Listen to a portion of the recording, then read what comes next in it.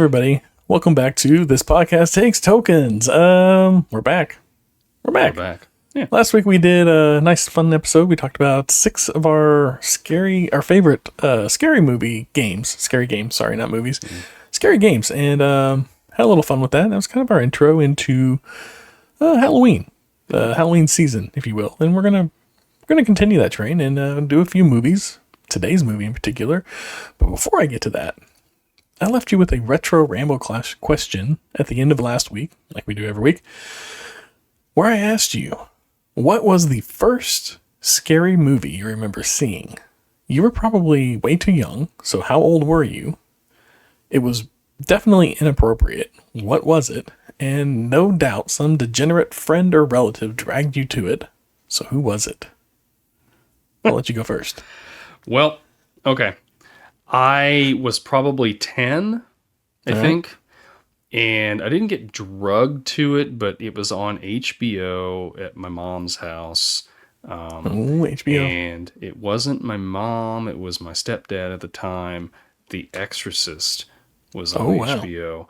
I remember watching that movie, and that scared me so much. I mean, That's a hard movie to watch now, let alone when you're, 10 years old. Maybe I may have been 9. But I remember watching that, and I could not sleep for nights. I'm sure I slept some, but didn't feel like I slept at all. All I could think about was Reagan's head spinning around, and her doing this backward spider crawl down the stairs or up the stairs or whatever she had done. And whew. Have you seen this movie? I've never seen this movie. Oh my gosh. I've seen parts of it, you see it Mm-hmm. Through pop culture, but I've never actually taken the time to sit down and watch the movie. And it just didn't it doesn't appeal to me. But that's me. I mean, that's fair. I enjoy it. I still own it. As I got older, it was the first R-rated movie I bought on that's an R-rated movie on Disney. Oh yeah, it is. Yeah, it is. There's a lot of cussing, and there's one adult situation in particular that I can tell you about off the air if you're interested. But I'm not going to say it here. But and then I remember this isn't that memory, but just last year, I listened to the audiobook. Yeah. And it had the author that was reading it. I was walking through Walmart doing my grocery shopping, and I was getting scared in public listening to this. I kept looking over my shoulder because he does the voices and stuff like that for Reagan when she's possessed. And anyway, that movie gave me the heebie-jeebies. Shouldn't. I'm too old at 38 now to be or I'm too young at 38 to be watching this movie. So when I was 9 or 10, that's Fair enough. What about you? All right. For me, it was Nightmare on Elm Street. I don't recall how old I was. I was young. I think I was 5 or 6. I couldn't have been that old. But I remember being in the theater and seeing it, and I was terrified. I'm not gonna dox anybody, but let me just say a sibling of one of my parents brought me to it, and it stuck with me. I definitely had Freddy Krueger is the one that sticks with me and still kind of haunts my dreams every now and then. But I don't know. I also kind of developed as long as I can see the end of the movie and see how they defeat the villain, then I typically do okay. But as we know, Nightmare on Elm Street does not end with the villain being defeated. No. So that didn't help me at all in this situation. But definitely couldn't sleep after that one. Right? Definitely could not sleep after that one. That one stuck with me. It's still sleep. Still gets me. But I mean, I want to watch it again for sure. I don't think I've ever seen the new one. They did a new one with that guy from Watchmen.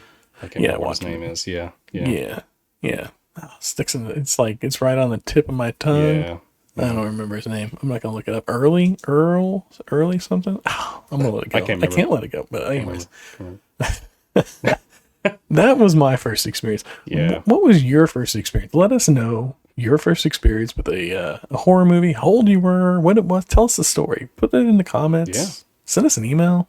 Let us know. We'd love to share your experience with the rest of our audience. If you want to keep it private, we'll keep it private. You can send us an email and just say, don't include my name. But if it's a funny story, please send that our way. Yeah. Yeah. We'd love to hear it. But with that, I think we're going to start the episode. What do you say? Let's do it. All right.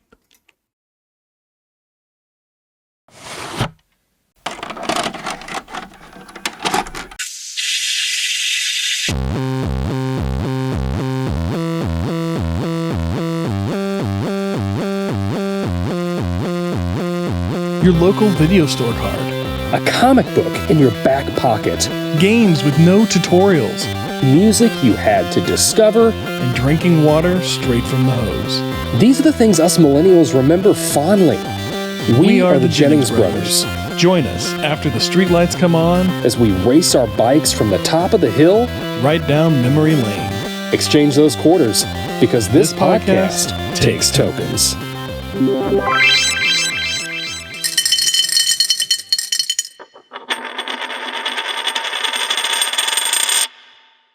Let me see if I grasp this concept, okay? You're suggesting that we take some token podcast and ramble on about movies, games, TV shows, and other things that we grew up on. Just head over to the internet, upload it wherever, and we watch our good efforts play out like some cowboy movie, jump on the token podcast movement. Then we're going to what? Drive across social media?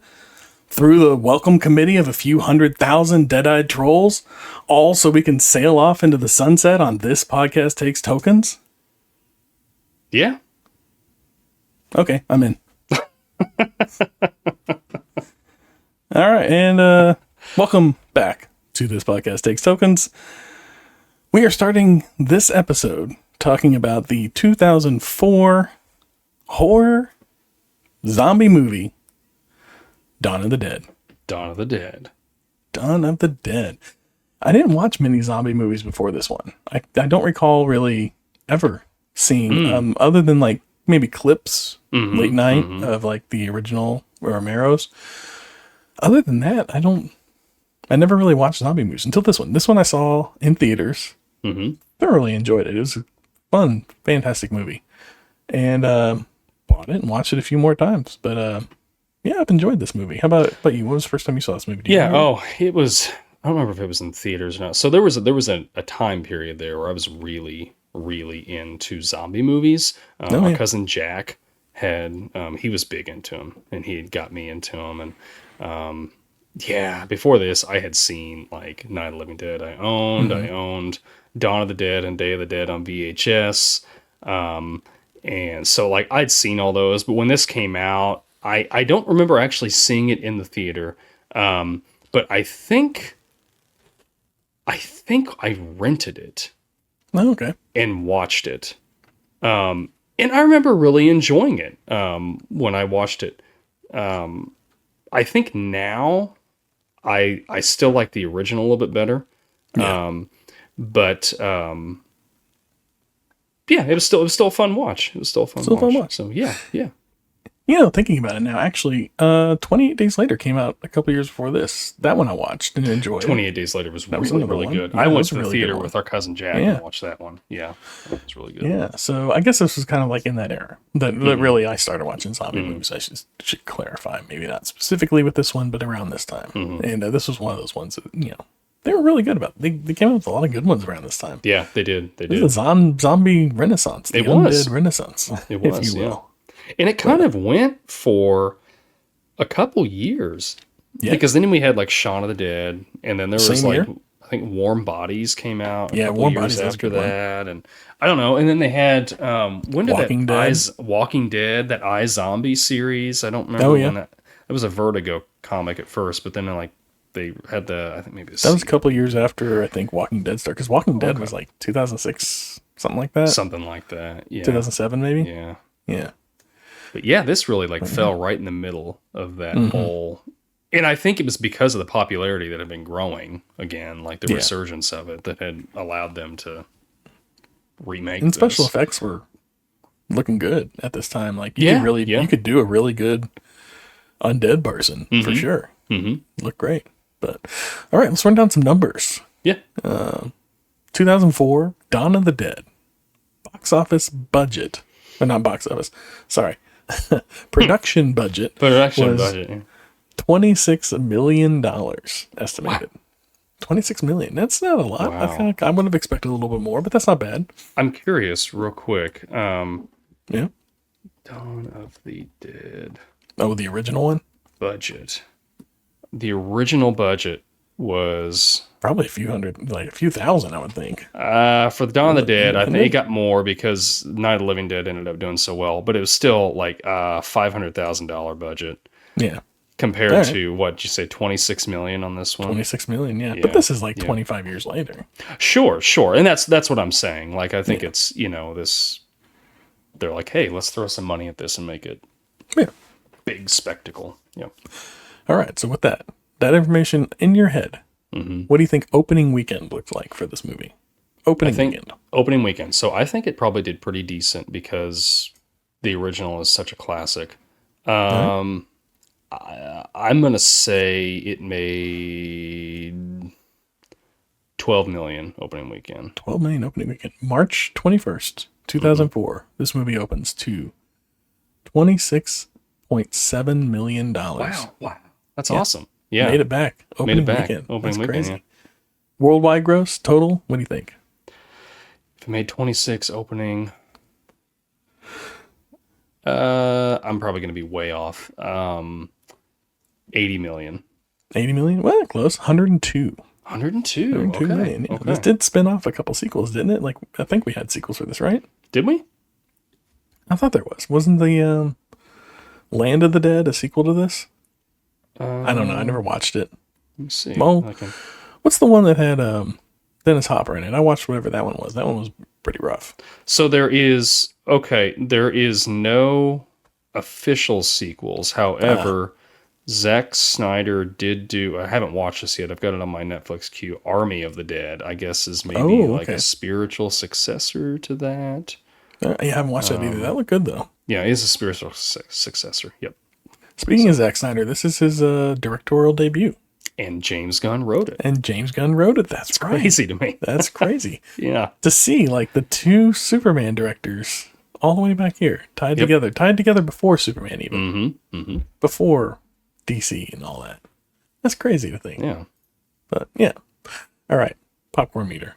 What are you thinking? Tomato meter. What did the critics say about this one? I'm going to say they gave this like a 50%. Nope. It's lower than that. 77%. Oh, you're kidding me. No. 70. Wow. They liked this one. Okay. They liked it. All right. Popcorn meter. What do you think the audience thought of it?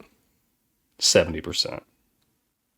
77%. They were tied. 77 and 77. That's right. Wow. I've never seen them both the same. Probably the first time it's ever been tied, I bet. Right? That's crazy. Of things we've talked about. Right. Yeah. That's definitely the closest they've ever been. Wow. I could see that, though. I mean, I could see... So the popcorn meter. I still don't see the tomato meter. Critics usually pan stuff like this. It's kind of surprising that it's... I think because it was refreshing. Like, it was a little different take on it all. It modernized it. I don't know. I enjoyed it. Like I said, I thought they did a great job on it. Yeah. Rewatch. How'd you feel about the rewatch? Yeah, the rewatch. So, like I said, I didn't like it as much as I did the first time I'd seen it. Fair enough. But that's not to say I didn't like. So, I prefer the original. But this one, there was a lot of fun moments in it. I felt like there was a couple times where it jumped a little too quick. Like they didn't really give it time to. Oh yeah, it's kind of hard to tell like how long they're in there for. Yeah, and like when it goes from what's his name and his wife, like she's having the baby, like she's pregnant, and then all of a sudden she's like dead and she's having the baby, And I'm like, well, surely there was like a little bit. It was very much like they're thinking about her having the baby, and then all of a sudden she's getting ready to have, give birth. And Yeah, I but felt she was like pretty that was pregnant when they got there. she was, but I don't know. I felt like that was kind of quick. There was just a couple spots where I felt like the pacing was not great. But overall, I thought the story was fun. I really liked the stuff with Ving Rhames and Andy. Like when they're playing chess back and forth, and they're just getting to know each other. We need to find a new game. Yeah. And I wish we could have got to see more than that. Like, the one thing that bothered me is I'm like, why didn't they just distract the zombies from the roof and have a couple people go over and get in the sewers like they did when they went to, like, rescue? Like, why didn't they use the sewers the first time? And get Andy that way and just bring him back to the mall. I'm like... Why did So that's the thing. There was some stuff like that, like a few plot holes, like where they're talking to Andy the whole time with like the signs and everything. I'm like, in that whole shop and in the whole mall, nobody's got a radio. Like they don't have like just little walkie talkies. But they do, right? Because like the last time when they're like, hey, we're getting ready to come over and like we're gonna get you food. Yeah. And then why are they waiting 5 days? Like I didn't get that either. They're like, just 5 more days, we'll come get you. Right, like they had this plan that they were going to reinforce. Like what? I'm like, why are we But then, like 5 suddenly, days? the cars are ready to go. Yeah, I don't know. and then I don't know with was it Steve that Ty Burnell plays? I like seeing Ty Burnell in this. He dies, and spoiler alert, and but like, how do they know where his boat is? At the marina, like of all those boats, plotted out the they did. Okay. I would imagine that's fine. I would imagine they plotted. I can accept that. Yeah, I can but accept that. and then I'm sure like his boat like had some cheesy name to it that they were like, sure. yeah, we're gonna remember that. And he was probably bragging about it a lot. Like he was that kind of guy for sure. Which it's weird seeing him in this role because now he's like Goofy Dad. Yeah. Which I like weird. Goofy Dad better than this, but he did a good job. He was fun watching him in this movie. Yeah, for sure. Just playing a different character than you're used to seeing him as. So yeah, but yeah, I mean, it was a fun rewatch. What'd you think about it? I would agree. Yeah, I enjoyed it on a rewatch. The thing for me that got kind of old on the rewatch was it felt like every 2 minutes, James Gunn or Zack Snyder was looking for some excuse to show a slow motion shot of something. 9 times out of 10, it was like a gun being fired or reloaded or something. Like every time Bing Rhames reloaded that shotgun, we got this slow motion shot. Yeah. But they were like, it wasn't like he took regular footage and slowed it down. Like he used a slow motion camera deliberately to capture these shots, which made him look amazing for sure. Sure, yeah. And I prefer that this deliberate take on it versus like coming back in after the fact and trying to, make it slow motion on footage that's not slow motion because it gets jittery. Yeah. It doesn't look right. So it looked good for sure. But I just felt like it was like there was a few times where it was like he used it for like, I don't know, stepping in a puddle or panning over to something to like emphasize like some drama. And it was like, this is a little much. Like, it's classic Zack Snyder. Like, let's use that a little sparingly, please. Yeah. That's all. I liked the zombies in this one. They ran. Like they had some energy to them. They weren't just like lumberings. You always see these movies and the zombies are slow and lumbering and you're like, you just kind of walk around them, right? Like well, the thing is they overwhelm me with their numbers though. Like so I was the opposite. I didn't like the running zombies. Oh, okay. Like too much. I want them slow. Like they're decaying. Okay. Their rigor mortis is setting in. Like they're going to be slow, but they're going to the 1 or 2 you're going to be fine. But they overwhelm you by their numbers. Yeah, that's how I feel about it. But, all right, well that's fair enough. Yeah, but this was something I enjoyed. And then like the zombies. Did you know the zombies that like had like the arm missing that comes running at the door, and then like there was the one that was missing the legs in the basement. They were actually amputees, like that they. Oh, really? The actors, actually had amputated limbs that they used for those parts, which that's pretty cool. So that's like cool. There's some authenticity to it or whatever. Anyways, they weren't amputating them for the role. No. Right. In order to get this great role you for gotta you, lose an arm. Let me show you how dedicated I am to this role. They filmed Saw first, then they filmed this. Yeah. No. But no, I thought this one. And so like we watched. So for anybody who is listening to the podcast and maybe isn't watching this on YouTube, we do live episodes on YouTube every Thursday night. Around 8:30 Central Time, we go live and we do the episode. But there's a little before and we do a little after. It gets cut off for the main podcast. But for those who do hang out with us, we'll usually watch the trailer for whatever our next movie is after the credits roll and talk about it just for a few minutes before we cut the cameras. Well, whenever we were talking at the end of the last episode, after watching this trailer, I said, oh, I didn't realize, or I said something about their daughter being the one that's like the little girl zombie at the beginning. I thought it was her daughter. It's not, it's the neighbor girl. Yeah. Which she just comes in the house and they're like, oh, hey, so-and-so's here again. Go check on her or whatever. Like, is this a regular occurrence? It sounds to me like it is because, she's... It takes a village situation. Well, yeah, I mean, I feel like, I can't remember what the main character is, what her name is, but she pulls up in the beginning and she's like, hey, look, I can skate backwards. Oh, cool. Oh, yeah. In the morning, I'll come get you and we'll do a couple laps around the, block or whatever. Yeah. Yeah. And I'm like, okay, well, it must be like, they're just kind of close or whatever, or they're, she's, I don't know, maybe kid didn't have any friends or something and they just started talking and she's somebody that the parents trust and they're like, hey, we're just, I don't know. Yeah. I'm not explaining that well, but, No, that makes sense. Yeah. That's kind of the point I was getting at. I guess it's like a, it takes a village situation. They're all just, they're neighbors that know each other and hang out. Well, because her husband obviously knew her, like when, her boyfriend or whoever he was when, husband. Okay, yeah. Because she had which is odd because like, was it like 3 days later they're in the basement? She's hooking up with the other guy. Yeah.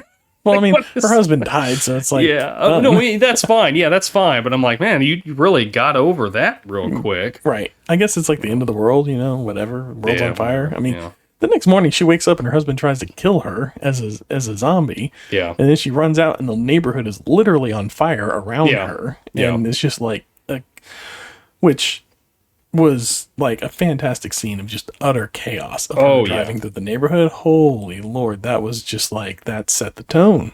It did. Like, we're in the zombie apocalypse now. And I loved the fixed camera behind the vehicles. Like everything else is moving, but the vehicle's stationary. Yeah. Like just the way it was shot, I thought was really cool. And it kind of shows that in the trailer. And I remember when we were watching it last week, I was thinking like, wow, that's really cool. But then you get to see it, like a little bit longer in the movie. But yeah, I love that when she's driving away and her husband's like running after her. Yeah. And then all of a sudden he gets distracted and he sees this other guy. Squirrel. Yeah. Well, like that guy's out there. He's like watering his lawn. Is he not paying attention to what's going on around him? What are you doing? He's like, it's just like another day in the neighborhood. Yeah. I don't know. Zombies do turn really quick in this movie though. Like it's like they like once somebody dies, you've got about 30 seconds before they turn. Yeah. Which is usually it's like, I don't know. Maybe it's kind of like that. And it feels faster than most other things, I thought. But then again, like thinking back on other ones, I guess it is about the same. Yeah, I don't know. Like, I don't feel like it's ever like, I don't feel, not necessarily this movie, but like just in general, watching zombie movies, even within their own film, like I don't feel like it's ever super consistent. Because there'll be some people like they get bit and then like they die and then they wake up. And there's some people it's like, oh, they're bit, like in Night of the Living Dead, and their daughter is in the basement, and she's like dying or dead for hours, and then she finally rises. And I'm like, where's the consistency here? But what got me in this, so she watches that girl bite her husband's neck, and he dies, and he turns. And when they let that moving van or whatever of people come in there, and that one woman they bring in on the wheelbarrow, and she didn't think about that. She didn't look right at all. No. Already. No. And they're like, oh, no, we can fix her. Hell no, you can't fix her. She's going right back outside. Right? That's what I'd be saying. We're not doing this. At that point, they already kind of knew. Like, they had to have known, right? Just look at her, though.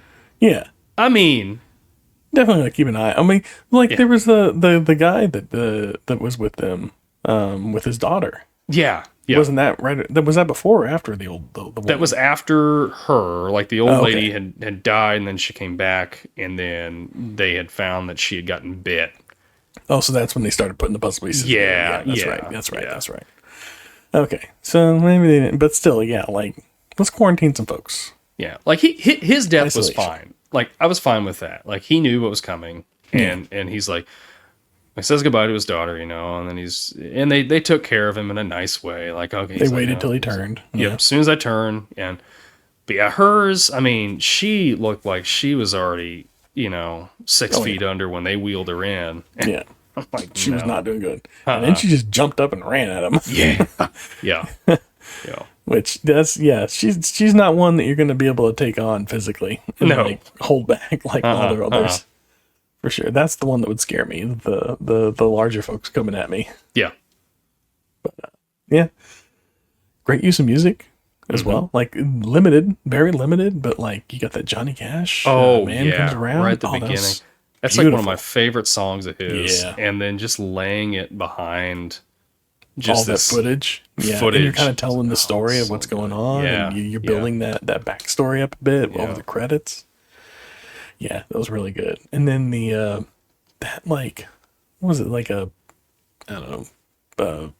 Lizard Lounge cover of Down with the Sickness jazz edition.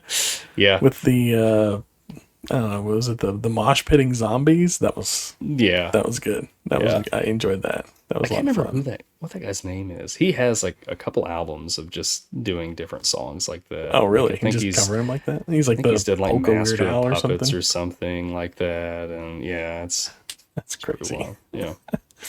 But yeah, I thought those were kind of cool. Those are good choices. Which Zack Snyder chose those specifically for the movie. Like, he wanted to use those two in this particular way, and he had to push for it. Like, apparently, like, all the other producers were like, "No, we're not using those songs. Those aren't great, or they don't work, or whatever." But I'd argue differently. I think they work great. Like, yeah, I think they did. It's a great use of music for sure. But way to stick to your guns. But yeah, I enjoyed it. Yeah. Anyways, so she's driving through the neighborhood. It's emotional time. And then, like, she stops for a minute because there's, like, a ambulance broke down in front of her or helping people or whatever. Yeah, and then, like, the guy goes to pull her out of the car and she takes off. And then she ends up on the side of the road and, like, rams into a tree and gets knocked unconscious. Yeah. She got lucky. Like, I don't know how long she was there, but she wasn't there for, like, a short period of time. That was a couple of hours. She got lucky. Yeah, for sure. Yeah. That, like, nobody came along and got her. Yeah. But then she wakes up to a shotgun in her face, so I don't know. Say something. Right. Like, please don't kill me. Please don't kill me, And then he's just like, all right, let's go. Right. I don't know. I don't think he was like, let's go. I think he was just like, I'm going to move on now. Like, yeah. And then she was like, well, wait a minute now. Yeah, I'm going to follow you. Yeah. But I think of all the characters, Ving Rhames is probably my favorite in this one. Although CJ was a close second. I know he's a jerk in the beginning, but I warmed up to him because I'm like, really, he's just trying to protect his own butt. He didn't want to turn in the beginning. He's like, I don't want anybody in the beginning. He's also kind of on a bit of a power trip. Well, which was what was rubbing me the wrong way. Like he was a jerk, and that was really, it was digging under my skin. This is the kind of person that, like, I just can't wait for them to get theirs. And then I would agree. Like, by the end, you're like, okay. I mean, he's still kind of a jerk, but, like, at least he's working with them instead of against them now. Oh, yeah. Yeah. So, I mean, he's at the point at the end where, he's kind of a jerk, but it's like one of those things where, like, you're just like, you that guy, or whatever. It's kind of like, we can deal with it. He's killing zombies and stuff. He's all right, He's because then, like, he sacrificed himself. Well, kind of. I mean, it was trying not to get eaten, I guess. Yeah. More. I don't know if that was sacrificing himself so much as saving himself from becoming a zombie because he didn't want to be one. Effing figures. That's one of my favorite lines. You say figures? I thought he said something about being a babysitter. Okay, that makes sense. Yeah. Like, your version of it makes more sense. Figures. Ran by quick. I'm going to get everybody here and then I'm going to get eaten. Mall. What a great place to hold up during a zombie Yeah. apocalypse. So, like, they come in through the mall and they break out that window because the door doesn't open.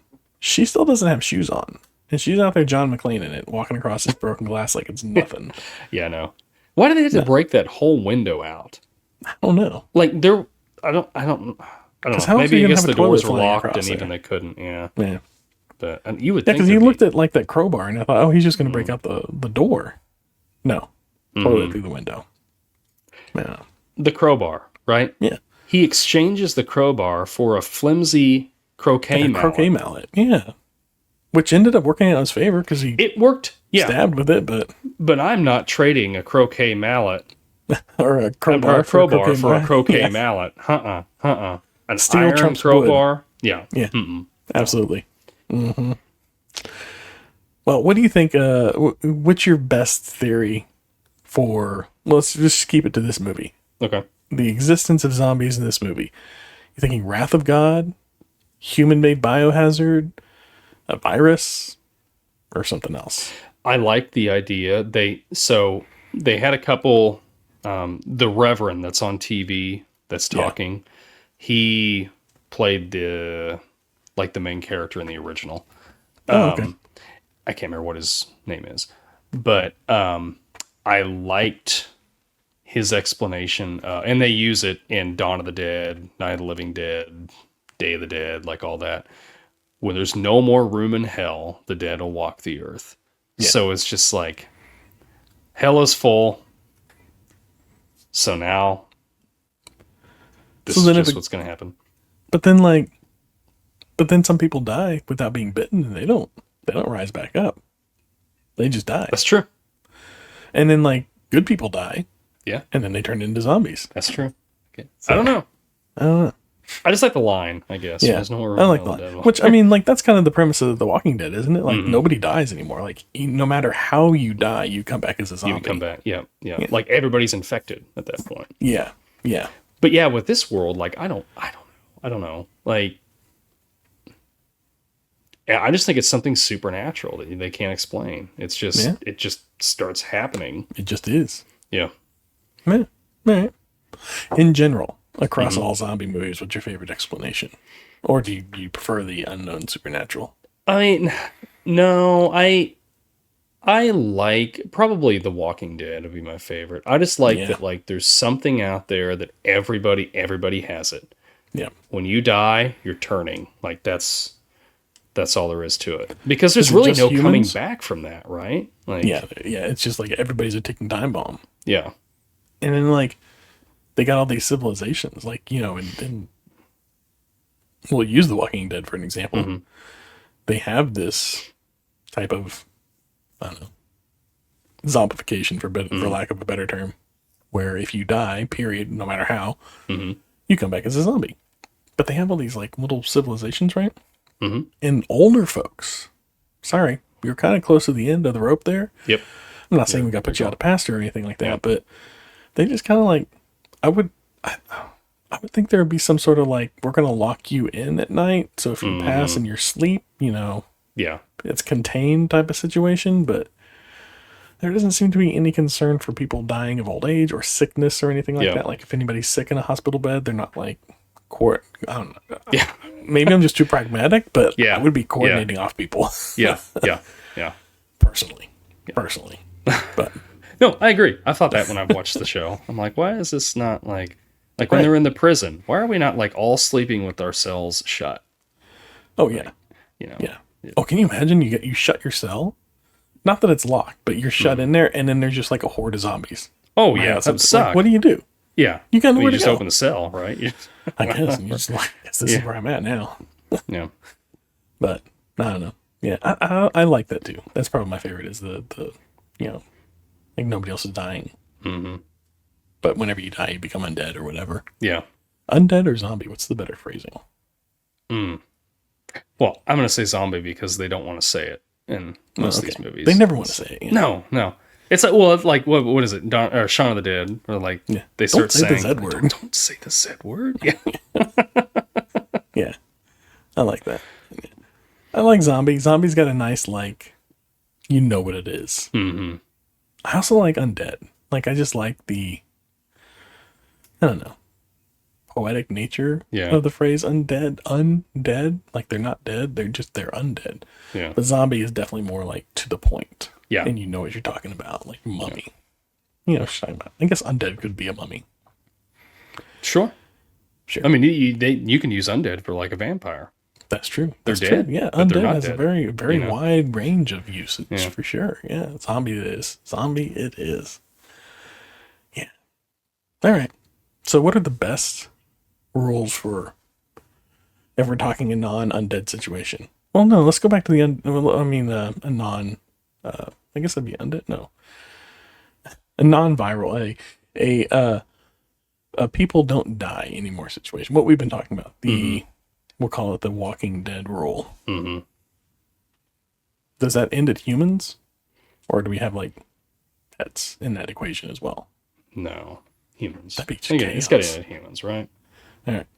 What about, like, our Pets are closer too relatives, like chimps or apes or gorillas or something like that? Undead gorilla? Oh, my God. Can you imagine undead gorilla? Oh, my gosh. Oh, my Lord. Yeah. That's too much. Or an undead elephant? Yeah. Woo. Rhino? Bull? Ooh. Whale. Yeah. Whale? Well, whale's stuck in the water, but yeah. Like, ooh. Yeah. Zombies in the water. That's another one. Yeah. I don't like that one either. What was it? There's something I thought about. I was watching. No. Was it I think it was a zombie survival guide. I've got the book back there. Anyway. Well. And Max Brooks wrote it, who wrote World War Z. Yeah, it talks about, like, zombies, like, you think you're safe on an island, but zombies can walk through the water. And, like, he's, like, got this shows, like, zombies underwater, you know, and then they finally come up on the beach, and people are like, you know, and they're getting all killed and everything.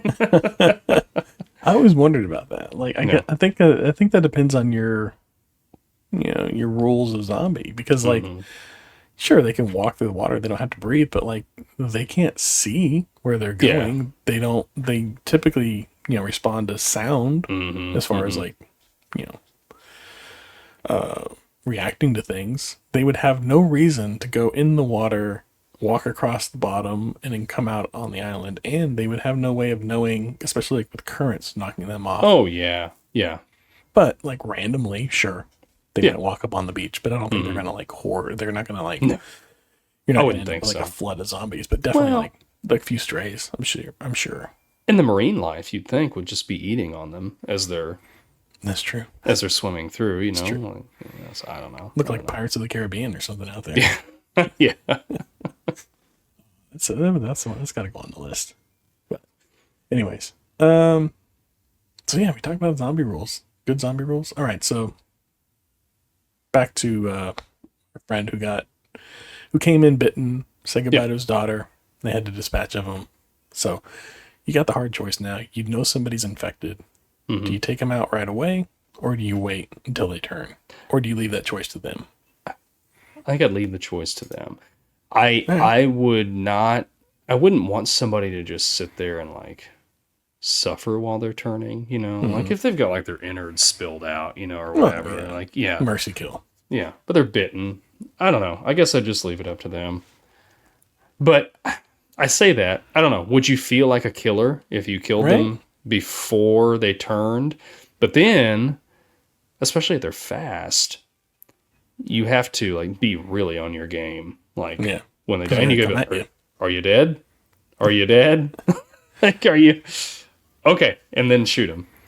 Yeah. Yeah, I think it'd be difficult. I don't know. Yeah, that's a hard choice to make, for sure. I would agree. I would just say that when they get to that point, you shut them in a room with some bars. Yeah. So they can't get out. They turn, you can go and do your thing. Hey, let's go have dinner.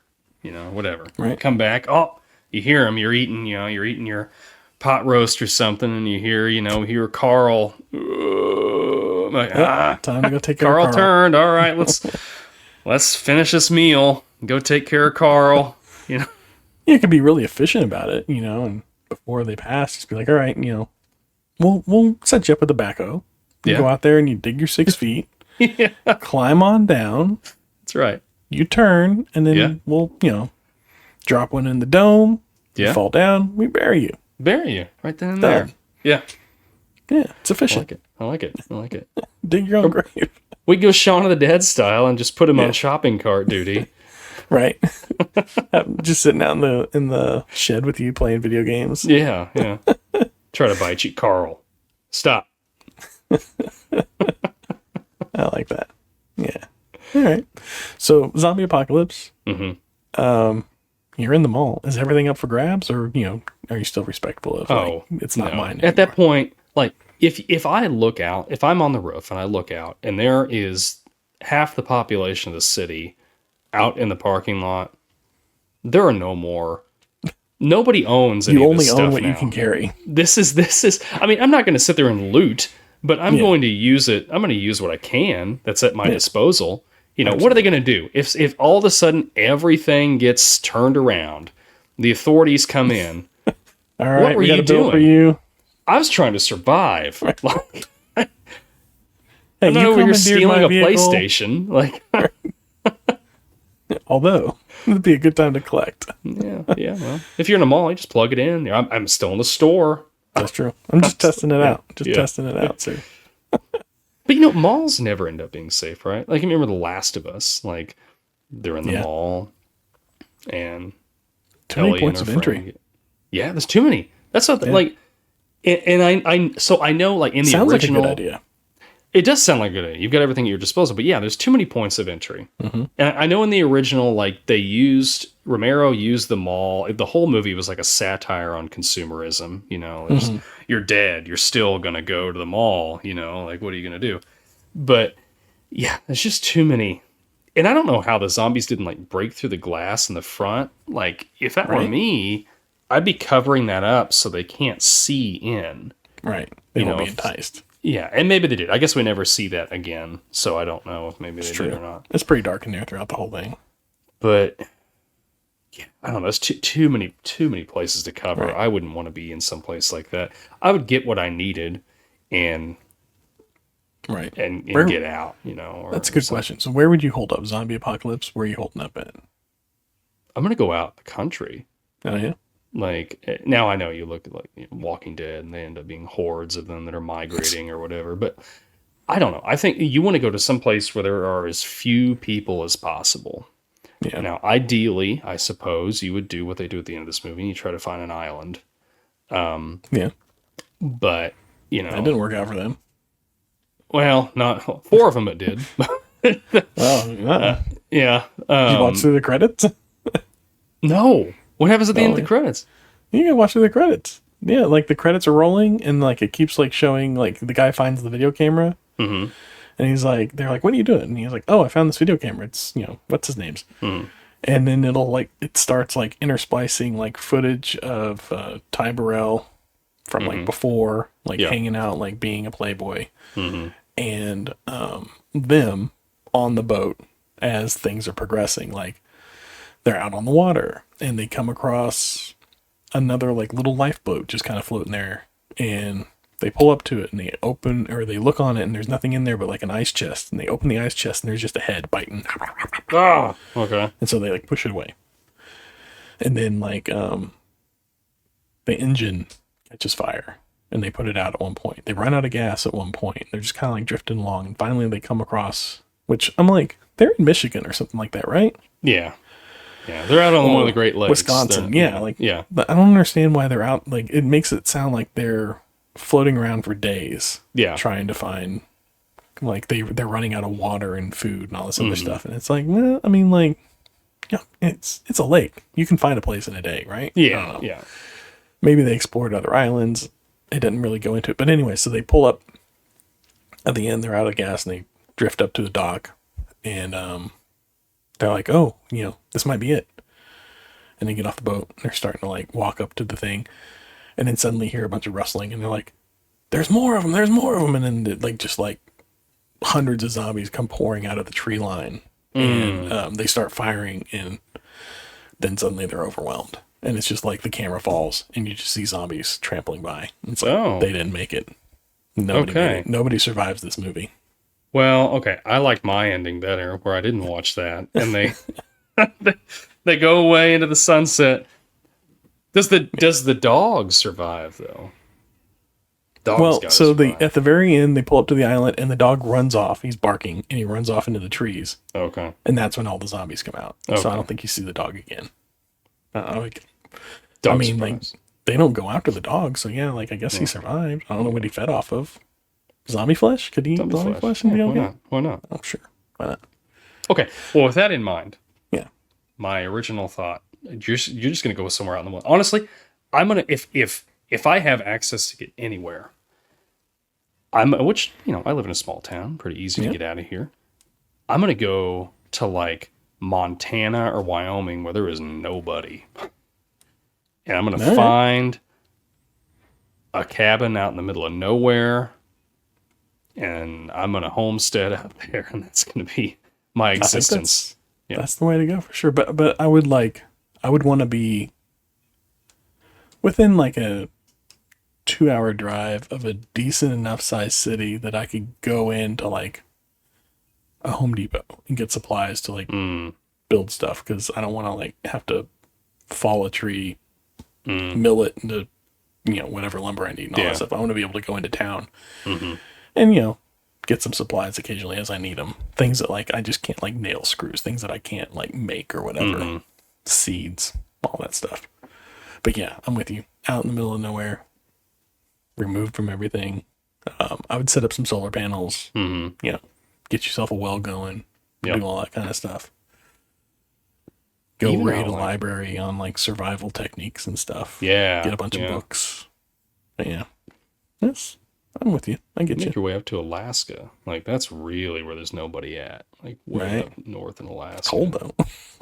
I mean, well, that's good, though, right? If it gets cold, they're going to move slower. Oh, what was it? What's the one? Last of Us. Did you watch the last season of Last of Us? I haven't watched the newest season yet. Okay.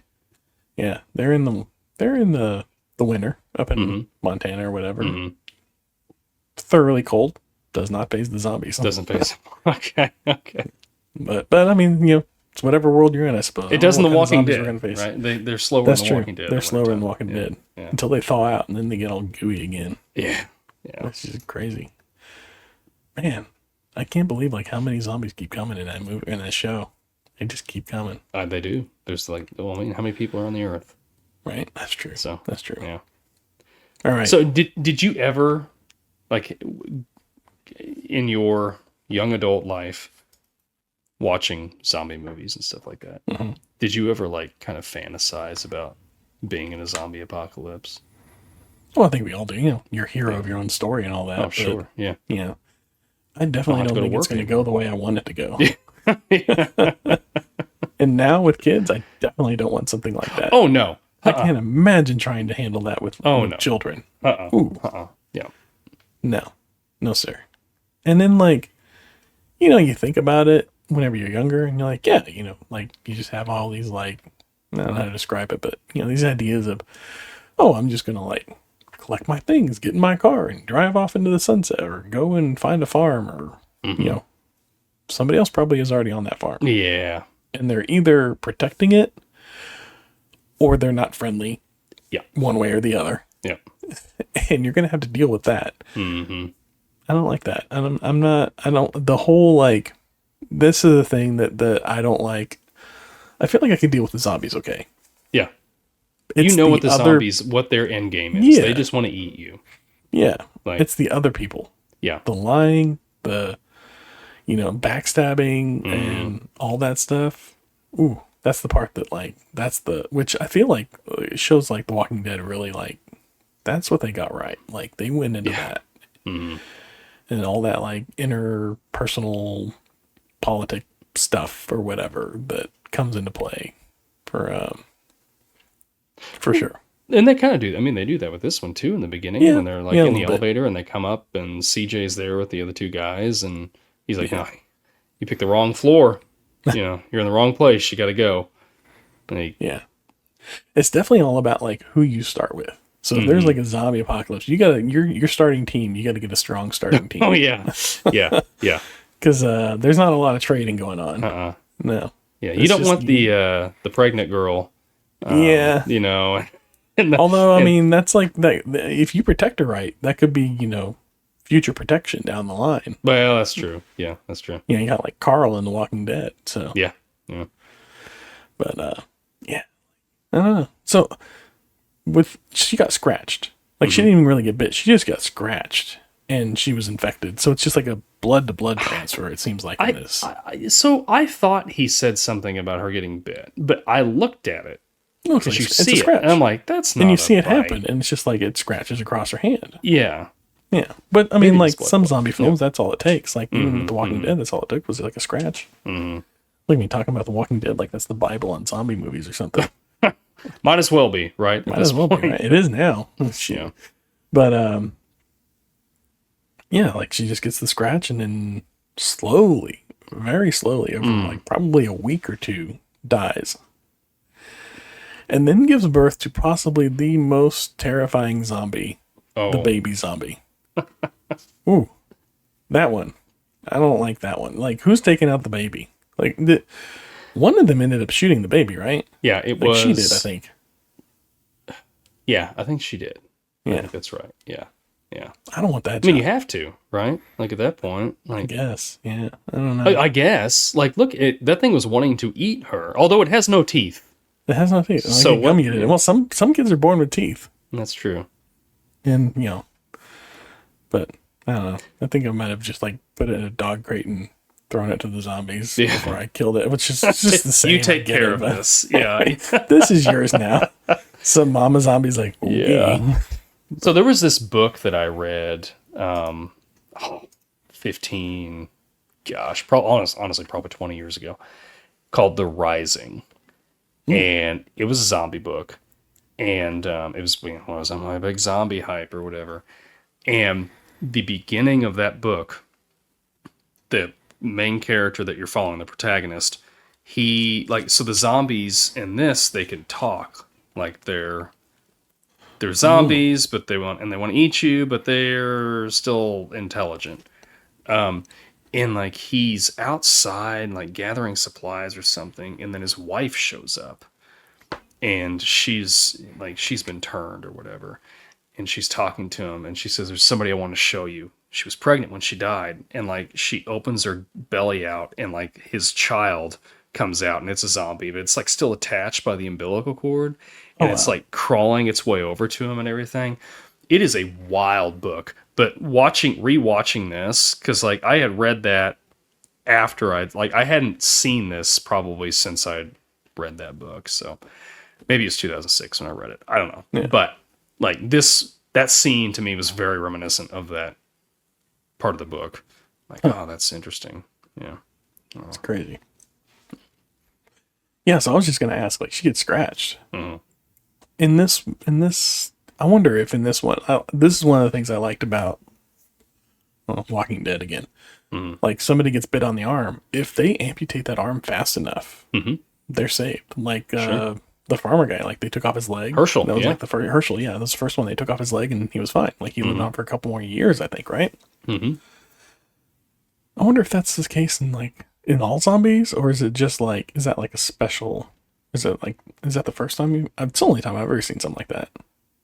Yeah, I think it is. Like I don't remember seeing anything like that before. Yeah, The Walking That's the Dead. closest thing to a cure I've seen in any zombie anything. They bite you on the head, just cut the head off. You'll be fine. Right? I wonder how fast you got to be on that. I guess because like blood moves pretty quick, right? Yeah, I mean they in that movie or in that TV show, goodness, they weren't that fast with. I mean, they were quick with it, but it wasn't like they'd put the tourniquet on there, and then they're like, "Oh, we got to cut this off" or whatever. And him and Hoffer a little bit. Yeah, it took them like probably a good 5 or 10 minutes to get it done. But yeah, some of them it was like a good hour or so before they got to it. Yeah. But Maybe. I don't know. All right, I got one more for you. Yep. Chainsaw in a moving vehicle. Did this look like a bad idea from the beginning, or did you have to see somebody get impaled with it first? Oh, I had forgotten about that scene until right before it happened. And I see that guy, the organist, holding that, and I'm like, oh crap, I remember this.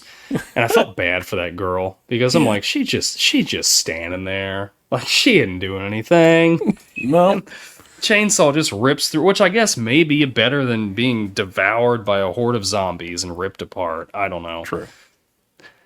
But yeah, why that? I mean, in theory, that looked like a good idea, and it worked in the beginning, right? Like they're cutting zombies off of the vehicle, but what? That's one thing. Like, But like, not really. Like, he's just cutting like the legs off. He's still hanging on the side. yeah, that's true. That's true. Yeah, And like, unless you're cutting off their head, like, they're still animated. Like, Yeah. they're still like, and you really got to like bash in the brain or whatever. yeah. Which, who made that decision? That the zombies are, you got to take out their brain. Take out the brain. Take out a zombie. I think Romero. Romero. Well, I guess he did invent the zombie genre, didn't he? Or were zombies around before that? They were around before that. They were around, but they weren't like the zombies we think of nowadays. You know, That's Romero. shambling corpses or whatever that are after, you know, your body to eat you. Right. Was by Romero. Okay. Yeah. Well, all right. I think that wraps me up for Dawn of the Dead. You got Dawn of any, the Dead / zombie talk for right? the night. any closing remarks on zombies? I still think they're fun. You know, it's a fun little. To me, I think it's one of the.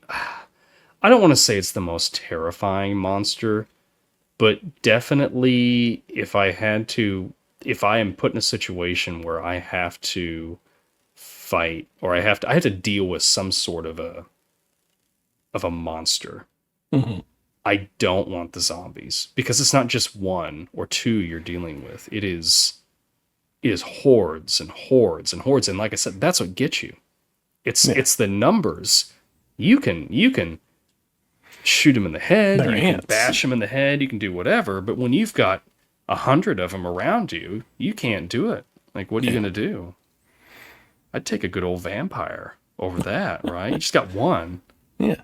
Just wear Eat a lot of garlic and just breathe on him. Like, you're going to be fine. Put on your silver. Put on your silver. Yeah. Right. Wear a cross. All right. Okay, you get that. Yeah. Well, you guys still popcorn for us this week? I do. So I right. was thinking about this over the week, and I told you that a couple weeks ago I had visited a couple friends and I hung out in Portland. And we went to a metal concert there. I don't know if anybody's ever heard of Symphony X or Sonata Arctica, but we went to Dante's Inferno there in Portland, and we watched this concert. And my friends said something to me later. They were like, man, you didn't look like you were enjoying yourself very much. Because the whole concert, I'm just standing there holding my drink. Everybody else around me is like head banging. They're just going to town. And at one point, Russell Allen, the singer for Symphony X, looks at me because we're like right up front. It's a fairly small venue. We're right up front. And he kind of looks at me, and I could tell I know he was thinking like, man, this guy's like he is like not even want to be here. Because I was just play harder for him. Yeah, I'm sure. But I'm like, I told my buddies, I said, I'm too old for that. Like, I'm enjoying the music, but I'm not gonna throw my neck out of place by headbanging and all this. I mean, there's people around me. There was this couple that was beside me. No hearing protection on. That's another thing. I've got like hearing protection that I bought from Guitar Center, like good stuff to put in there. And it was still loud. And they are like going to town, headbanging, no hearing protection. And I'm like, they're going to regret this tomorrow. So my question is, am I just too old for that? Or is that something that we just kind of get to the point? Like, it's possible, right? To enjoy Absolutely music that you love, but not have to like be hurt part yourself over it. Yeah. I think it is getting older. I think maybe parenting is part of it, because you realize that to enjoy something, you don't have to be completely involved in it. Like, to enjoy watching my children grow up, part of the fun is watching them go off and do their own thing. Mm-hmm. Same thing with going to a concert, watching live music. I don't want to go to a concert and be part of it. I don't want to be down in the mosh pit. I don't want to be like, thrashing around or dancing or whatever. I would much prefer a smaller venue where I can sit off in the back, watch the live show, because a live show is good. I would agree. And just enjoy a drink and the company of friends. That's all I want. Yeah. I agree. But I felt like that for a while. So maybe parenting didn't have anything to do with that. Maybe that's it. Yeah. When we got done, we walked over to Voodoo Donuts and we had some donuts, and it was it was great. I took those the ear protection out, and tonight it did not kick in. But I could tell that there was other people walking out of that venue that couldn't hear anything. A little rattly. Yeah. Yeah. I don't know. All right. Old man but like I say that, we were probably the younger people that were there. Really? Which was odd. Like, I mean, Symphony X and Sonata Arca, they've been around since like the 90s. But, yeah, there was a lot of, like, we're looking around, like, gosh, we're like, I'm 38. It's like, we're the young crowd here. Like, what's going on? But they're still doing mosh pits and stuff. Like, some of these people, I'm just like, man. No. Yeah. I don't think I could survive a mosh pit. Yeah. No. But, well, I got one for you. Yeah. We didn't go to a concert this weekend. Mm-hmm. There was a comic art expo across town. So we went and did that. That was fun. Like, it was small, but, like, it was fun. And I picked up a comic while I was there. Okay. It fits our theme. It's a Archie meets Jay and Silent Bob, and they are zombies on the cover. That's so cool. Which I thought was fun. So that's fun. I picked that up. Which so I've read most of it while we were sitting there, waiting on the kids for something. Nothing about zombies. It's actually set. It seems like just after the events of the last Clerks movie, the third one. Okay. And they are looking to hire somebody new to work at the convenience store, and they're interviewing people, and Archie is the one that comes in and starts working for them. I'd hire Archie. The shenanigans start. But that's the beauty of Archie, right? How many crossovers have there been with Aliens, Archie? Predator. Right? It's so awesome. I love it. I love that. I don't even know who owns the rights to Archie, but they're like, everybody's welcome. Everybody's welcome. Like, yeah, this is an Archie's comic. 80th anniversary? That can't be right. I bet it is. That Archie's been around for a very Archie Comics, long time. 80th anniversary. Yeah. Wow. I didn't know it was that old. I guess it is 2025, so I guess there's that. We'll have to do a whole episode on Archie Comics sometime. Yeah, it'd be my first time really. I mean, other than like occasionally picking these up. Yeah. But I'm surprised they haven't. I guess they had that whole like Riverdale show, the CW thing, but then teen drama or whatever. Yeah, I'm surprised they didn't do a proper Archie movie or something. I know, and then so you've heard of like Sabrina the Teenage Witch, right? Yeah, that's a spin-off of the Archie comics. Oh, yeah, that's right. Yeah. So it was like what, Josie and the Pussycats or something like that? Yep. They were a band in Archie comics. Yep. Yeah. So, well, there's that. It's cool. Archie's cool. All right. That's all I got. That's it. That's all, you want to folks. give us a retro ramble and outro? Retro ramble. Okay. So keeping with our Halloween theme, the spooky month, simple one, but I'm curious what your answer is. What has been your favorite Halloween costume that you've worn ever? You can even go up to like something you did with your kids or something when you were 5. I don't know. All right. Yeah.